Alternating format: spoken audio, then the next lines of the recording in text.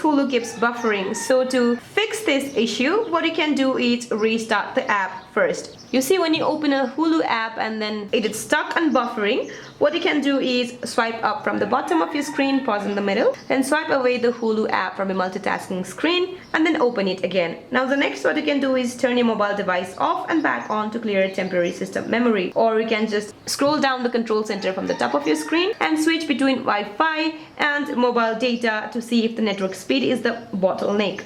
Now if you are on Android device, what you can do is go to your Android device settings, find Hulu under apps and clear the cache. Now for iOS, what you have to do is go to settings, then scroll down and go to general, then go to iPhone storage. Now find Hulu from the list, or you can just simply tap on the search bar at the bottom and then search for Hulu. Then tap upload app. Now to confirm, tap upload app one more time.